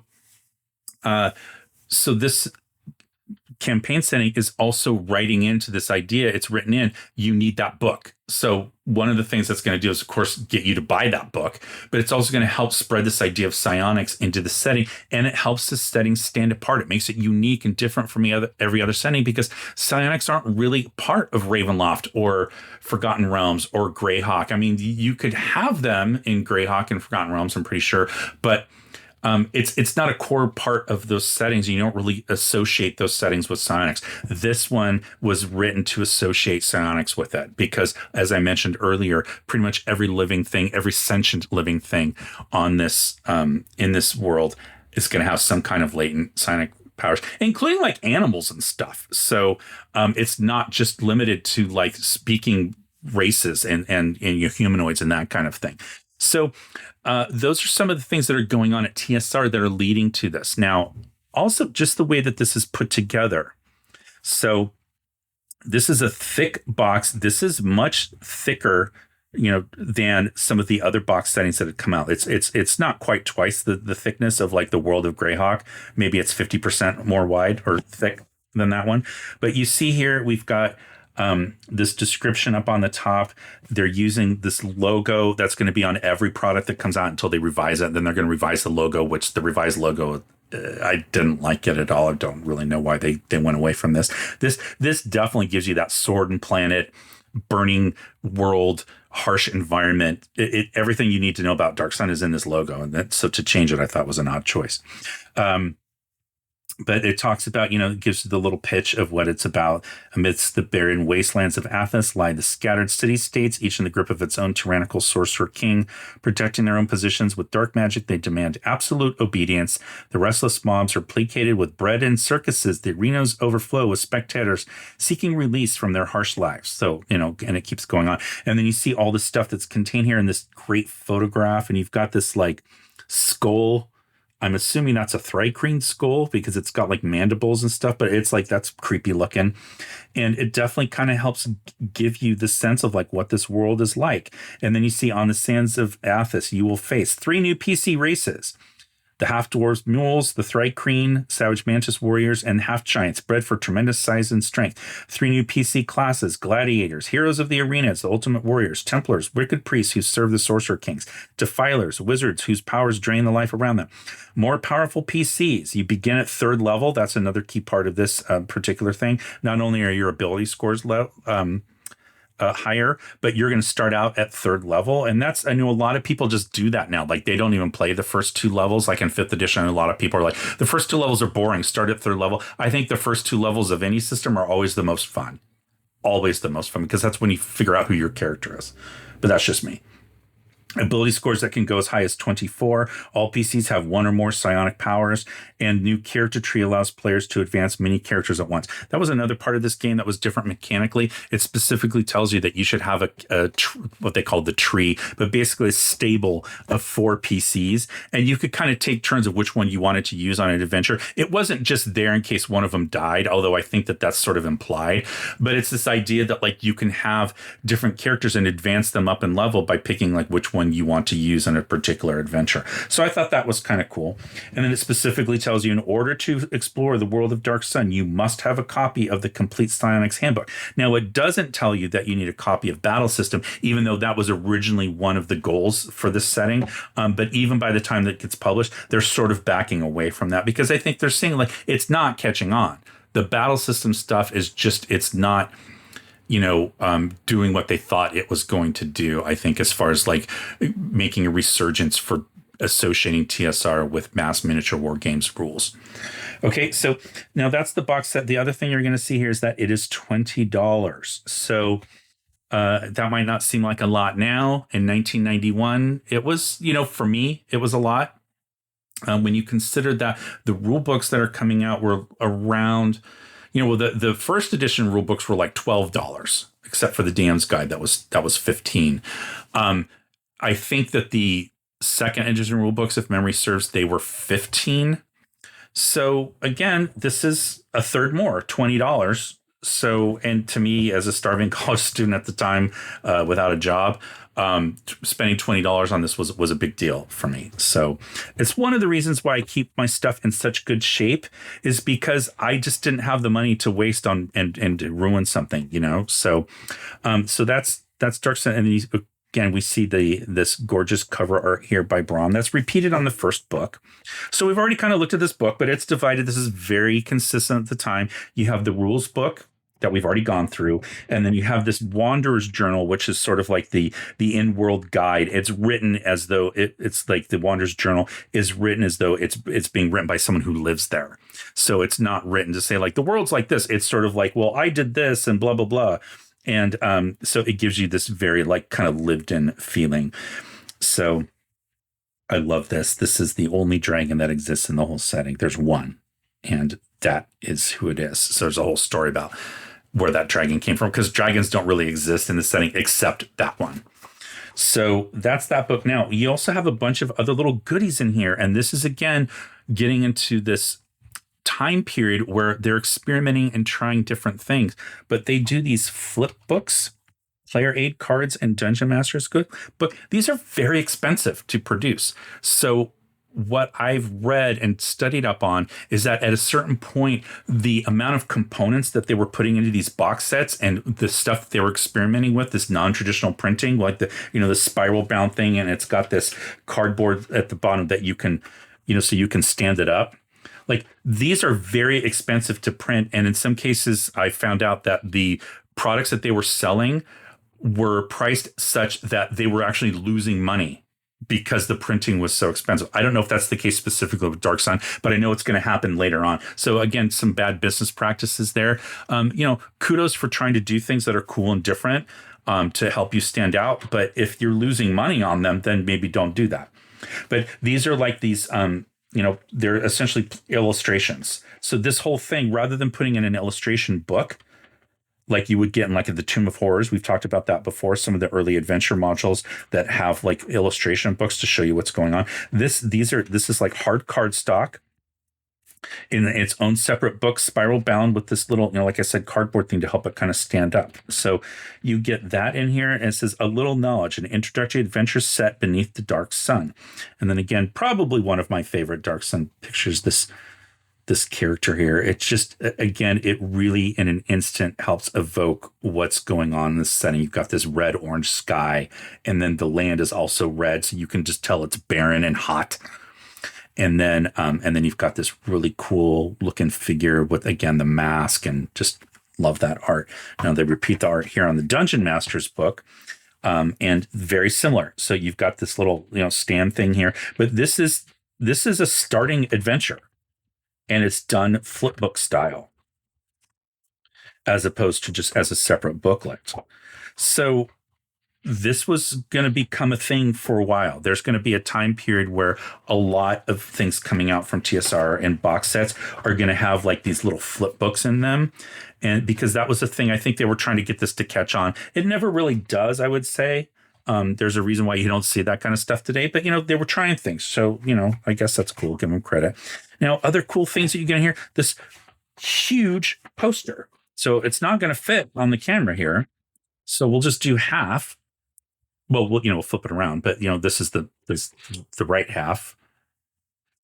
And then here's the other side. That's just the easiest way to see it. And there you see, this is that character from the cover art. Okay, but it's just a poster. There's no, it's just art for art's sake, which is great. But again, the point is the aesthetics and the art of this are almost just as important as the mechanics and the setting descriptions. Okay, now you've got your map here. There's a few different ones. So this is the tier region. And again, this isn't going to fit on camera. But you have all these different areas here. Okay. And then you have the Grand Gate. So this is like the city of Tier. So I'm not going to unfold that. And then just a lot of other little goodies in here. So this is part of that adventure. So this is like a story. It's like a short story that they publish. And it tells you to read this before you run the adventure. And then it's got some new monsters in here. And it tells you it's got some rules references and things like that. Then you have the errata for the complete psionics handbook, because remember, it tells you that you need that book for this. This has the errata for that. And then you've got your application to join the RPGA. You have a very short fall winter catalog from 1991. And then you have your customer response card, which of course I never filled out. And that is your box set for Dark Sun. Okay, so really briefly, let's talk about this TSR press release or press kit that I have from 1982 and how it's related to Dark Sun. So the quick version of this is that I'm in college at the time. I am, I think, a junior or senior, whatever it was. And I was a marketing major in college, and I was taking a sales marketing class. And for our final in this class, rather than taking a test, what we had to do was pick a product that we had to sit in front of the class and pretend that we were in a meeting with the person that would eventually buy this product, like not the consumer, but the person who's going to carry the product in their store or whatever that is, right? So I remember one guy picked, those paper towel things, like the rolling paper towel things that come out in like restrooms, and his dad worked at a company that like sold those, and they'd come out with like some new technology that would help prevent you from pulling out too many towels at once or whatever it was. And that was a real thing. And so he was like, that was his job to sell in front of this teacher. So the teacher had to do research to sort of figure out the right questions to ask. And Dark Sun had come out. I'd seen ads in Dragon magazine, and I wanted to get it, but as I mentioned, it was expensive. And again, I understand $20 doesn't seem like a lot, but I wasn't working at the time. I had stopped working at my job to try to finish up school. And so I was, taking all these classes to try to finish up so that I could get into the working world and start working at an ad agency, which is eventually what I ended up doing. But I really, really wanted this. And I was trying to justify the expense of buying it. And what I ended up doing was deciding to use this as the subject for this project. So my goal was, I told the teacher, what you're going to be is you're going to be the guy at Walden Books. I just picked that because that was where I usually got my stuff, who has to decide whether you're going to carry this. And I'm going to come in and tell you why you need to carry this setting. And that's kind of the premise of all this. And one of the things that you had to know is the whole supply chain of how these products come to be, like the printing costs. You had to understand how much it cost to make, and then how much it was sold then to the wholesaler who then sold it to the retailer, and then the retailer passes it along to the consumer. So you had to know all the way along the way what those different costs were. And of course, I knew that this cost $20 if I bought it in the store, but what I didn't know was all those other costs in between and like what the margins are. I had no idea. So I had to do some research, and it was difficult because this was during the day where you couldn't do research online. So it was all done by going to the library to look up books. Well, there were no books there about what the costs were for TSR to produce these different games and things like that. And so what I decided to do was write to TSR and ask them for help. And so what you're going to see in this press kit is this is what it was. I got a hold of somebody there, and his name was Thomas M. McLaughlin. He was in PR, manager of public relations. And I faxed him this letter where I was trying to get, questions answered. And you can see here where he like wrote back and different things to ask my questions and like where they sent. So that's kind of like the version here. I wish I had more time to go through this in detail, but actually if you watch I think I have some shorts. It's very, very possible. I know I've posted on Twitter before where I did like a 5 or 6 part series of going through this press kit and what's actually in here and the kind of questions I asked. So, but he sent me all this stuff, including just things like, all their different press releases that had come out, so that you got a sense of like the things that they had to say. It was very, very helpful. He did not have to send this to me. And there's all these different catalogs in here. There's postcards. This is the main catalog at the time of all the products that were coming out. So you see here the Dark Sun section. And you see, what this whole write-up on fantasy role-playing games, the market, the consumer, and the products. This was super helpful for like how many people played, they estimated, and how much money it made and all that kind of stuff, and the different products. And then there was like, different packs of like cards and stuff in here that I've never opened. I think I opened that one on camera before. This special collector card set for Toy Fair. So all that was in this particular thing. And then the other thing that I ended up doing was I convinced my dad to go with me because I didn't want to go on my own. And I went to my very first game convention, which I think was probably Strategicon at the time. And in like at a hotel down near LAX airport. And I went to this convention, and basically I didn't go with the intent of playing. I went with the intent of talking to people there in the industry to try to figure out what the markups were on products like this. And so like my local game store at the time, which was All Star Games, they were there, All Star Games in Diamond Bar. They were there, and I talked to the owners, and I knew her already because I shopped at her shop. And was able to get her to kind of like, she was very sketchy about letting me know what the markup was on something like this. And I was like, it's for a school project. I showed her all this stuff so she could see I wasn't like, just trying to understand what her markup was. And talking to her, I was able to figure out like how much she had to pay the wholesaler and then what she marked it up for. And then I did some backwards math to figure out like, oh, and then this is probably how much the wholesaler's charging, which means it probably costs X dollars to print. And I did all that thing. I ended up getting an A on my project. But just in general, it was just really fun to work on it and to get all these things like as a gamer at the time, getting this level of detail behind how the company worked. Like I was geeking out about it because, I was a marketing major. So it was combining two things at the time that I was really into. So that is the story of that. So let's talk about the legacy then really quickly of Dark Sun and how that's going to impact Dungeons & Dragons going forward. So the setting itself is going to be published between 91 and about 96. And in 1996 is when they're going to revise this box set and put out another setting, revision of the setting. That's going to incorporate all the stuff that was happening in the novels and the adventures over time and kind of advance the timeline in the setting. And that really turned a lot of people off. It just did, but it was very common business practice at TSR at the time to do that. So then the setting kind of fades a little bit, and when Wizards of the Coast takes over TSR in 1997 and then later is acquired by Hasbro, they put out the third edition of the game. And Dark Sun is not one of the settings that they're going to kind of revisit. So Greyhawk is the default setting in third edition, at least at the very, very beginning. But of course, they do publish the Forgotten Realms campaign guide. They license out campaign guides for Ravenloft to Sword and Sorcery Studios, and then to Dragonlance, to Tracy and Laura Hickman's company. I forget the name of it. Or maybe it was Margaret Weiss's company. I forget. I'll put a note up here on the screen. But they did those different things. But they never really did a lot with Dark Sun. So there were fan sites for Dark Sun that had crept up even during the 2E days. And TSR used to go after them for trademark and copyright infringement, all that kind of stuff. But eventually they're going to let that go and decide that it's okay that there are fans out there that create these fan websites and blogs and things like that, message boards.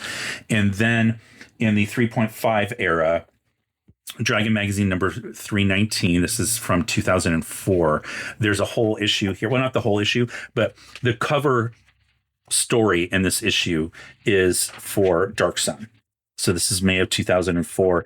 And this is kind of like the only official, I would say, and officials using that lightly because it was in Dragon Magazine, so it was optional.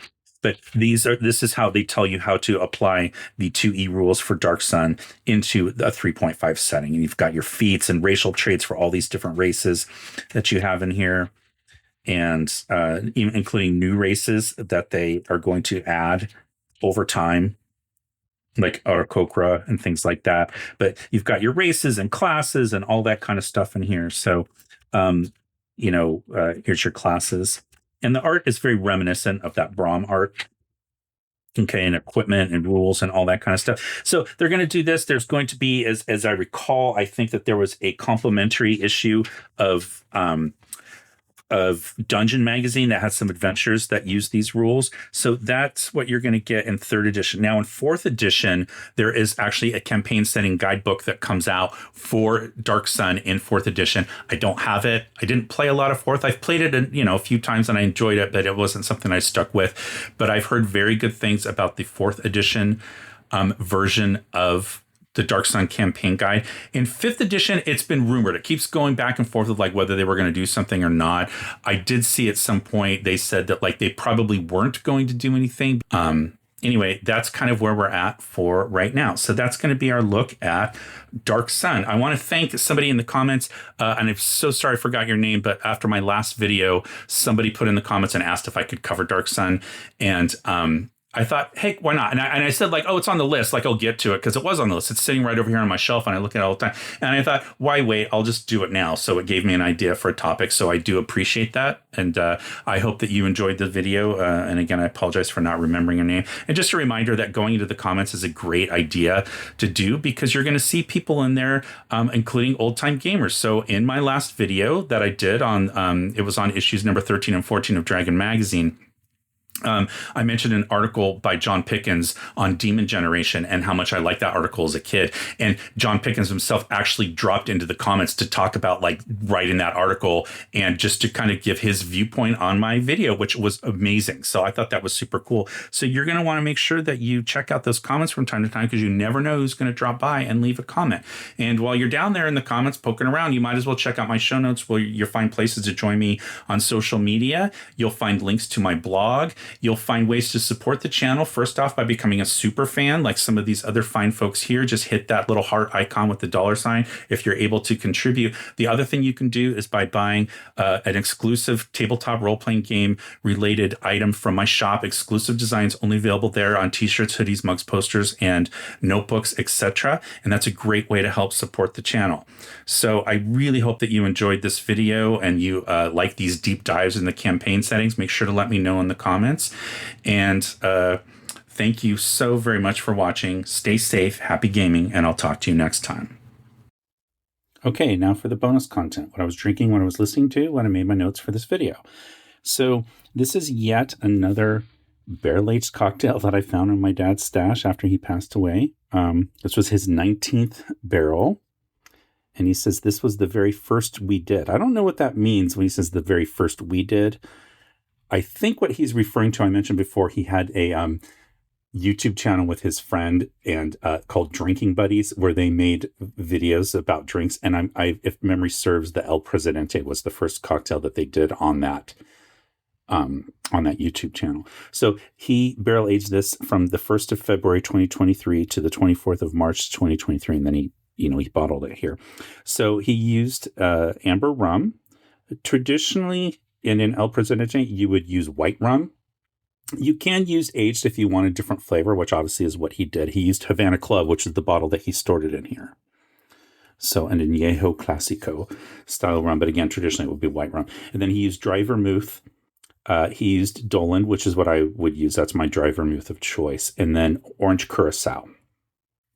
And then he says that he aged it for about 6 to 7 weeks in the barrel. And he says, after pouring into glasses, you're going to add a dash of grenadine. And then he very specifically says, make your own. My dad was very big on making his own grenadine. So I try to follow in his footsteps. I'll put a recipe for making that down below, just if you're curious. And then when you serve it, you're going to, it says lemon or orange twist if desired. I prefer it with lemon, which is what I used. So, when you have the lemon, you've got the peel. And I've already done this, but you express it across the top like this. So you hold it and do this, and then you're going to run it around the rim of the glass. Sometimes I've seen places where they'll also just lightly rub it on the stem, and that seems weird to you, but the reason that you would do that is because then when you hold it in your hand, the warmth of your fingers will warm up that lemon smell or orange, whatever you put on there, and it kind of adds to the drinking experience. So this is my dad's barrel-aged El Presidente. This is an old pre-Prohibition cocktail from Cuba. Interestingly enough, and was made sometime between, they think around the early 1900s, like 1913 or so, named after the president at the time, who was president from 1913 to 1921. And during Prohibition, it was a very big thing to go to Cuba and get drinks because, of course, you couldn't get them here. And this was one of the drinks that became very popular during that time. It kind of faded into obscurity for a while in the post-war era, and then it came back in the early 2000s as people kind of rediscovered it. So it's a fun drink. I recommend it. So check it out. Cheers. That's really lovely. The barrel aging adds a lot of nice complexity to it. I might like it a little sharper with the white rum, but that's just personal preference. Okay, and then album I was listening to. So I had a few things that I was considering focusing on. I was going to do the Dune soundtrack, and then I looked back through my notes and I saw that I'd already done that last year or year before. So I couldn't do it. I thought the Dune soundtrack would have been perfect for this video about Dark Sun. But I picked something else by Cannonball Adderley. The reason I picked this is because it was recorded back in 1958 on March 9th. This is and it's released later that year in 1958. So it was recorded, today's March 10th. And so that's why I picked it, because this was recorded on March 9th. So 1958 Blue Note Records. This is going to be Cannonball's only record for Blue Note. And you see that, it's got one of these classic Blue Note covers. His sideman, Miles Davis, on trumpet, Cannonball Adderley on saxophone. Hank Jones on piano and Sam Jones, no relation, on bass, and then Art Blakey on drums. Art Blakey of the very famous Jazz Messengers. So this is a spectacular lineup. I mean, Hank Jones is amazing. Sam Jones, very popular bassist. And obviously Miles Davis. This is one of the few albums that Miles makes post 1955 where he is a sideman, not the leader on this particular album. So at this time, Cannonball Adderley was part of Miles Davis's quintet, which is why they're kind of mixing together on this album. So now what's interesting is that despite this being a Cannonball Adderley album, Miles Davis writes the lead track, or the name track. So he writes the track known as Something Else, which is the name of this album. That's written by Miles Davis. Cannonball Adderley's brother Nat writes one for Daddy-O. And then Autumn Leaves is, of course, a standard Johnny Mercer, and Love for Sale is a Cole Porter song. So the standout tracks really are Autumn Leaves and Love for Sale. And Miles kind of takes the lead on both of those. So despite the fact that he's a sideman, it kind of comes across almost as a Miles Davis kind of gig on this. Definitely check out Autumn Leaves if you haven't heard the song before.